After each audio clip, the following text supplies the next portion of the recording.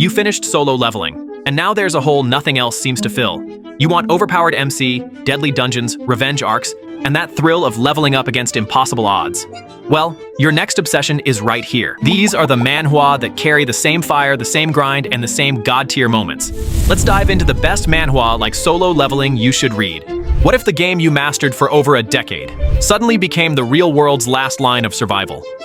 Solo Max Level Newbie tells the story of Kang Jin-Hyuk, a dedicated gaming streamer who spent the last 11 years grinding a brutal game called Tower of Trials.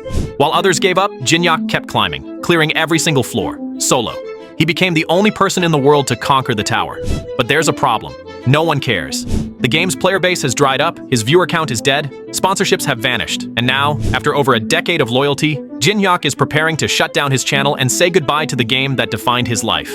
Then, everything changes.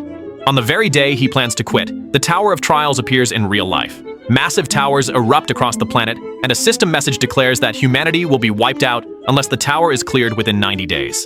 Monsters invade cities. The world descends into chaos. And suddenly, Jin-Hyuk is the only one who knows how to survive. Armed with 11 years of experience, full knowledge of bosses, hidden floors, cheat mechanics, and exploit paths, Jin-Hyuk dives back in. Not as a player this time, but as Earth's ultimate wildcard. While others struggle just to survive the tutorial, he's speedrunning the floors, breaking the system, and taking down monsters that terrify even seasoned warriors. But Jin-Hyuk doesn't just want to save the world. He wants to show everyone what a real hardcore gamer can do when the stakes are real. Enemies fear him. Viewers return in droves, and soon even gods and NPCs inside the tower realize this isn't some noob. This is the final boss, disguised as a player. Solo Max Level Newbie is a high-energy, system-based manhwa with a cocky, clever protagonist who thrives under pressure. It's a celebration of late-game knowledge, OP strategies, and the joy of watching someone break the game in all the right ways. What if the most powerful boss monster in the world was just a lazy guy who wanted to sleep? Welcome to Mr. Devourer. Please act like the final boss. A manhwa that throws dungeon cliches out the window and replaces them with chaos, comedy, and a cast of unforgettable misfits. At the center of it all is the primordial core, the most dangerous dungeon in existence. Feared across the world, it's home to the deadliest monsters, cursed artifacts, and traps no adventurer has ever conquered. At the heart of this living nightmare lies the original monster, the being known as Swallow, a creature said to be the incarnation of destruction, the king of monsters, the final boss of all final bosses. Except he's not. Swallow is powerful beyond belief, but all he wants is to nap. He doesn't care about fame, war, or terrorizing humanity. He just wants to lie in bed, eat snacks, and avoid responsibility. But unfortunately for him, the world won't leave him alone. Adventurers keep invading. Dungeon systems keep malfunctioning. And worst of all, his own staff refuses to let him rest.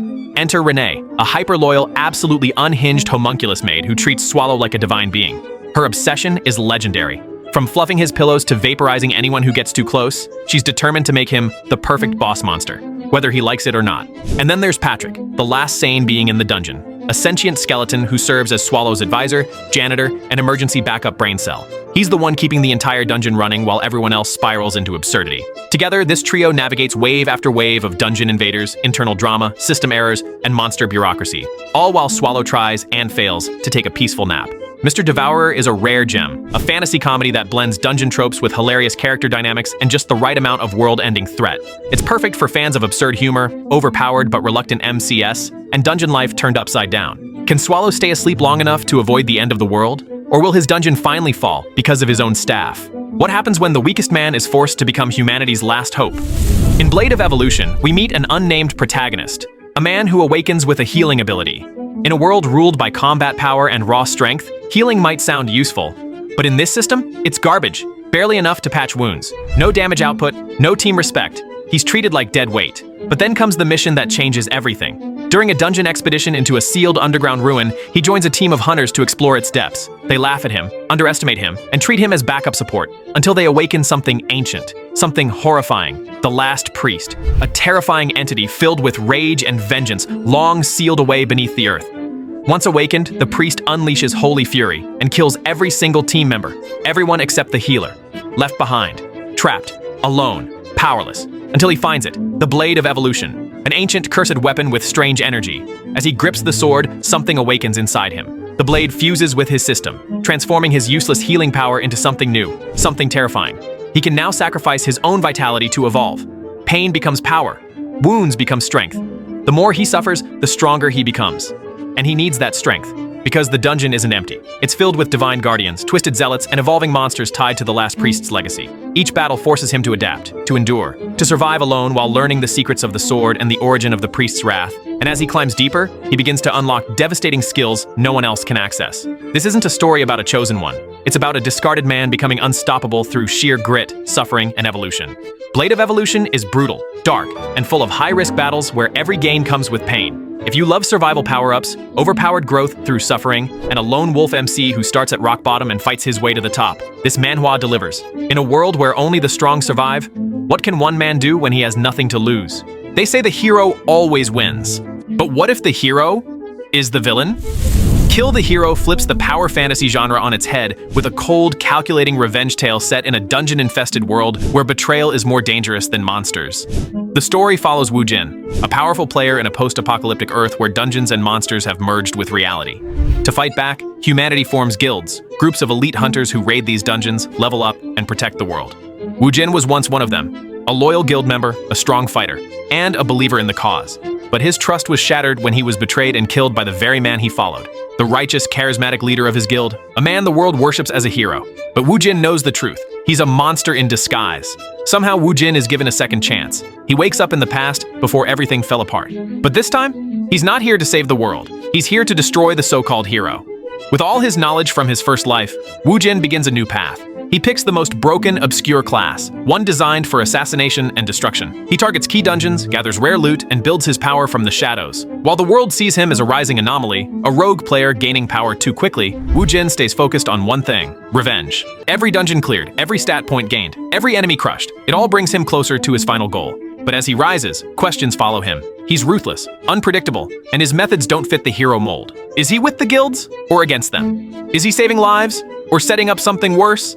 Kill the Hero is not your typical hero's journey. It's a mind game, a war of manipulation, timing, and cold-hearted vengeance. Woo Jin doesn't care about fame, justice, or glory. He's here to take down the man who betrayed him, and he'll burn the world down if that's what it takes. If you love manhwa with morally gray protagonists, game mechanics, and revenge served ice cold, this one will grip you from chapter 1. The hero killed the wrong man. Now, Woo Jin's coming back for everything. What if you could steal the talents of anyone you meet?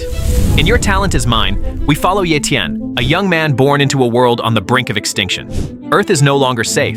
Dimensional rifts have opened across the sky, unleashing alien beasts, monsters from another universe who hunt humans like prey. In this apocalypse, power isn't a luxury, it's survival.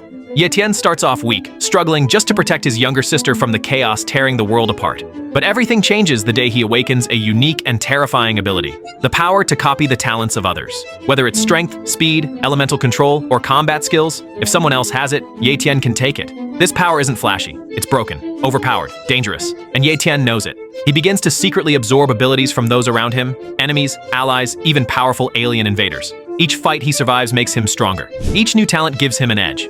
But this world isn't just about power levels. There are hidden forces at play. Mysterious organizations, mutated beasts, and powerful beings from other dimensions. As Ye Tian climbs the ranks of human warriors, he uncovers secrets buried deep within the alien invasion. Secrets that suggest the apocalypse may have been planned. Worse still, there are others like him, people with stolen talents, secret agendas, and their own twisted goals. Some want to rule, others want to destroy everything. Ye Tian's journey is a brutal one. Every battle pushes him to evolve, to adapt, and to make impossible choices. But through it all, one goal remains clear: protect his sister at all costs. Your Talent Is Mine delivers non-stop action, an unstoppable protagonist, and the kind of power escalation that fans of solo leveling will love. It's about rising from nothing, about taking the strength you were never given, and using it to flip the world upside down. Ye Tian isn't a chosen one. He made himself powerful, and now the heavens themselves will learn what happens when you push a survivor too far. What would you do if your brother vanished, only to discover he was murdered in another world? Second Life Ranker is a revenge-driven power fantasy fueled by grief, secrets, and the hunger to rise above betrayal. The story follows Yanwoo, a quiet, disciplined man who receives a package years after his twin brother's mysterious disappearance. Inside it, a pocket watch. But this isn't just a keepsake. Hidden within the watch are his brother's memories, his thoughts, regrets, and most importantly, his death. Yanwoo learns that his brother didn't just go missing, he was betrayed, Killed while climbing the Tower of the Sun God, an otherworldly structure where players from countless worlds fight, grow stronger, and battle for godlike power. Driven by sorrow and rage, Jin-Woo enters the tower himself. His mission isn't just to grow strong, it's to finish what his brother started, to hunt down the ones who stabbed him in the back, to tear through the tower's floors, enemies, and secrets until justice is done. Using the knowledge left behind in the watch, Jin-Woo advances faster than any normal player. He knows what to expect, what paths to take, what traps to avoid. But the tower is more than just a test of strength. It's a battlefield of politics, guilds, relics, and ancient beings watching from the shadows. To survive, Jin-Woo takes on the call sign Cain, a name symbolizing vengeance. As he climbs, he unlocks powers that let him use shadows, manipulate souls, and even bend the laws of life and death. But every floor brings harder enemies, deeper schemes, and twisted truths about the tower's real purpose. Who truly controls the tower? And was his brother's death just a betrayal? Or something far bigger? Second Life Ranker is packed with brutal battles, high-stakes duels, and emotional moments that hit hard.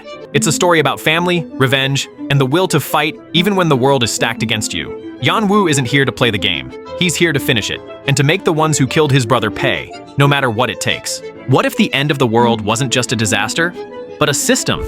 World Apocalypse Online is a dark, complex, and mind-bending manhwa where survival isn't just about strength.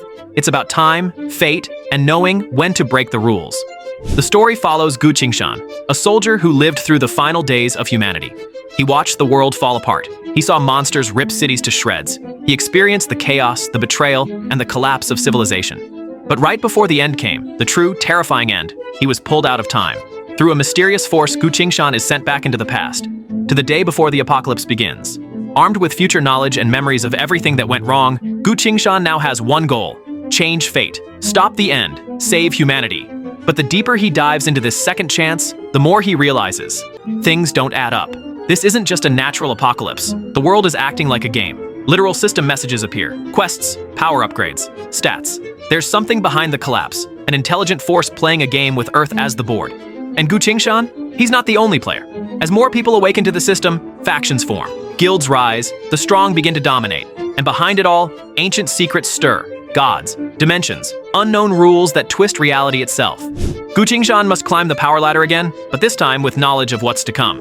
He collects unique abilities, makes unlikely alliances, and uses every moment of foresight to rewrite events that once destroyed everything. But fate doesn't like to be changed, and the deeper he goes, the more enemies he makes. Not just human, but cosmic.